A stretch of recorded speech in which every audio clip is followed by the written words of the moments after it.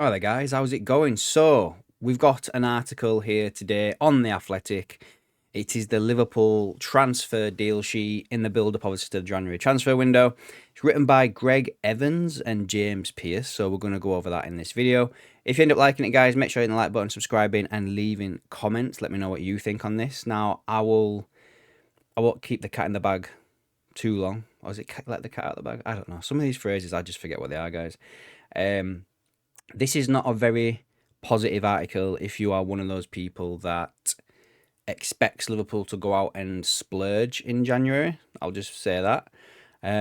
Again, also, though, to play devil's advocate, Liverpool aren't really going to come out and say what they do want to let the whole world know what they want, just so then that the price gets put up. 'Cause it's already difficult enough as it is to buy somebody in January, let alone letting everybody know what it is that you want. So, anyway, let's dive into it, shall we?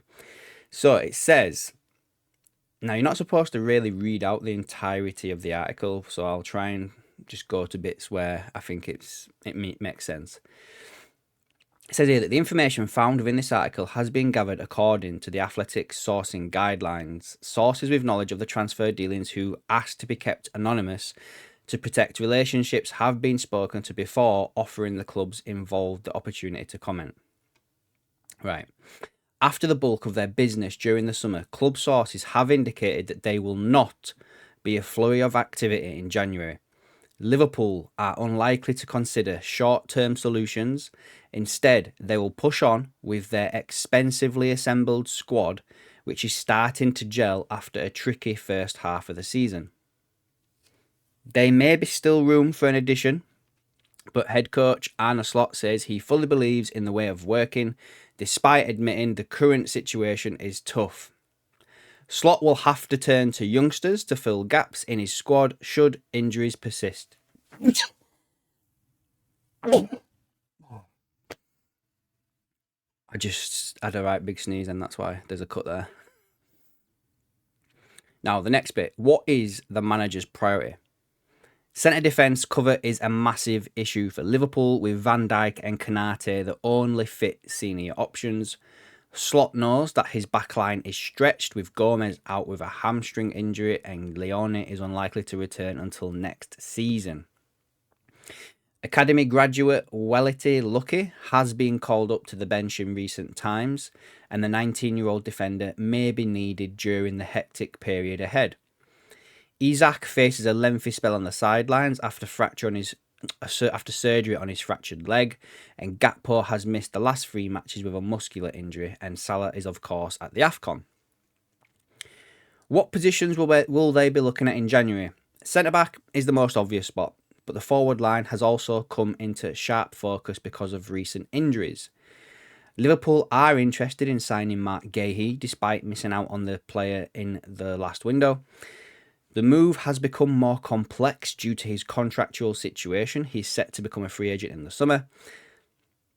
Palace pulled the plug on a £35 million deal on deadline day, having decided to keep him for the season, and Liverpool don't expect that stance to change in January.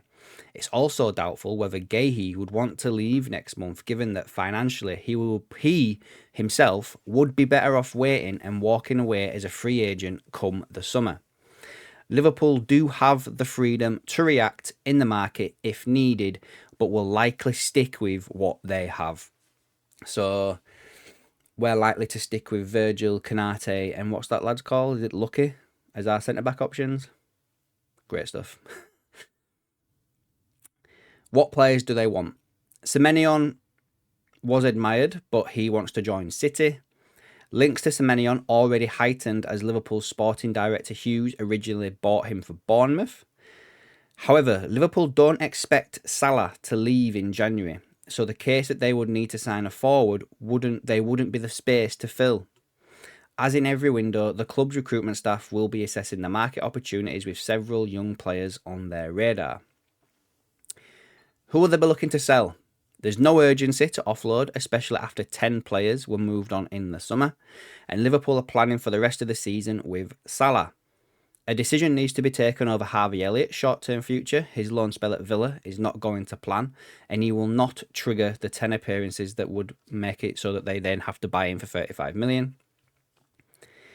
As Elliott has already played for 2 clubs this season, he cannot play for another club. So he either has to stay at Villa or return to Liverpool. He's not playing or even making the squad, as manager Emery believes other players in his position are fulfilling his specific tactical requirements. Another layer of complexity is centred on the terms of the loan, which do not include a recall clause. So it's not as simple as Liverpool just deciding to bring him back and end the nightmare move. Villa will also have to pay to terminate the loan early. So I don't think that's going to happen, do we? In all fairness, guys. Will anyone be loaned out? With the growing list of injuries, this may change who goes out on loan. Trainione has interest from clubs on the continent and across the UK, but the 18-year-old was introduced for his Premier League debut against Spurs. Calvin Ramsey has also been in the squad in recent weeks, maybe needed as backup with Gomez out. Bajcetic could do with a run of games following a lengthy injury, but the 21-year-old won't be rushed, while strikers Jadon Dans and Will Wright are on the comeback after injury.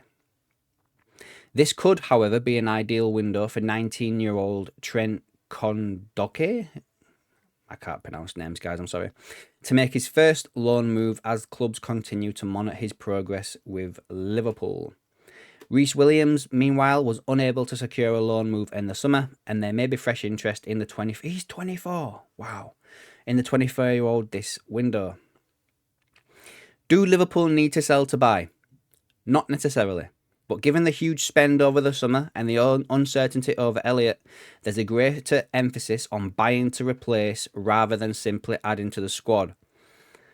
Other than in central defence, Liverpool are still relatively well stocked across the squad. PSR, the outside world wants to believe that Liverpool have unlimited money, but that is not true, says Slot. Profit and sustainability rules are ongoing concern for every club, but Liverpool are well positioned given they generated up to 260 million from sales in the summer and have continued to strengthen their books through commercial deals as well as competing in the Champions League. So they don't really give a definitive answer there, so that's just a fucking useless paragraph. If they don't make any signings, can they achieve their goals this season? A mini revival has helped lift the mood, and the hard-earned 1-0 win at Inter, who had not lost at home in the Champions League for over 3 years, showed that this current crop still has what it takes to succeed in Europe. Most of the damage has already been done in the Premier League, and Liverpool should still be strong enough to finish in the top 4, regardless of what they do in January. Another defender would certainly give the team an edge in Europe, though. So, judging by that last paragraph, to me, sounds like Liverpool have pretty much given up all hope of winning the Prem, but they're still going to go all out for the Champions League. Maybe something to keep an eye on when it comes to squads and stuff like that, you know, where we're prioritising stuff. Does also say that Liverpool should still be strong enough to finish in the top 4. So that's obviously the target, as well as to get top 4 as well, which is, I don't know. It's a bit of a drop-off in it compared to last year, but hey, we moved, don't we? We can't do what about it, so there's no point stressing out about it. But anyway, interesting article. It's kind of setting us up, isn't it? Do you not think, to like set our expectations? It feels like very much going back to the old FSG of way of doing things. You know, like, I don't know. Sean will have something to say about this. I 100% know he will, but I don't know, guys. I mean, I didn't really expect Liverpool to go all out and buy anybody, like splurging like they did in the summer. I mean, I think I expect them to get a centre-back, but I never was really...